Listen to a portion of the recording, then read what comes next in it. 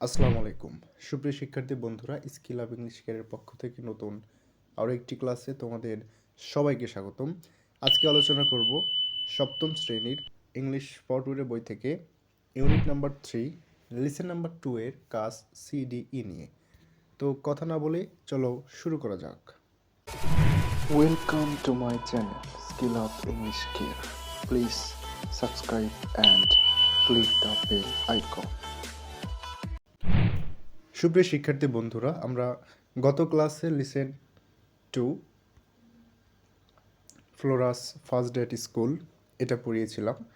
যারা চ্যানেলে নতুন রয়েছে দয়া করে চ্যানেলটা সাবস্ক্রাইব করবা, আর যারা ইতিমধ্যে সাবস্ক্রাইব করেছো তোমাদের সবাইকে স্বাগতম।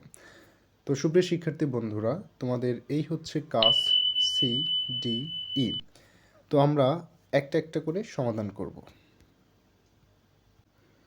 সুপ্রিয় শিক্ষার্থী বন্ধুরা, সি নাম্বারে যদি আমরা আলোচনা করি, fill in the blanks with suitable words, অর্থাৎ সঠিক শব্দ দিয়ে শূন্যস্থান পূরণ করতে হবে। Flora is a student, she is, তাহলে শূন্যস্থান আমরা কি দিতে পারি? She is in class 7, she can remember her first day at school even today. তাহলে আমরা 2 নম্বর শূন্যস্থানে কিন্তু ফার্স্ট ডে দিতে পারি। She dash to school in 2006, অর্থাৎ শি ওয়েন্ট, আমরা এখানে কি দিতে পারি? She went to school in 2006। Her mother, আমরা এখানে দিতে পারি অ্যাকম্প্যানিড হার টু স্কুল।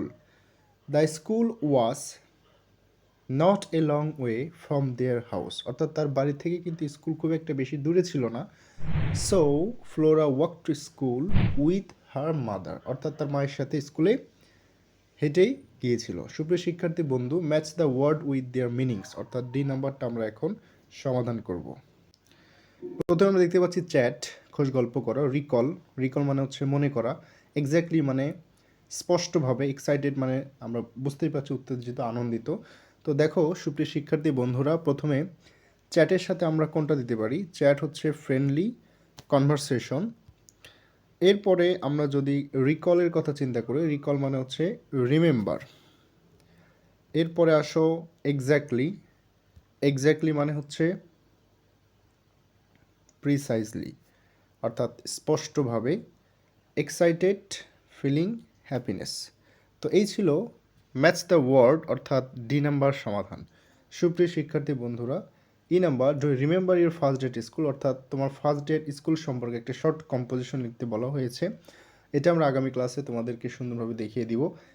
তো আজকের ক্লাসে এই পর্যন্তই আমি সমাপ্ত করব। এই পর্যন্ত সবাই ভালো থেকো, সুস্থ থেকো, আর অবশ্যই স্কিল আপ ইংলিশ কেয়ারের সাথেই থেকো। সবার সুন্দর এবং সুস্বাস্থ্য কামনা করে বিদায় নিচ্ছি। আসসালামু আলাইকুম।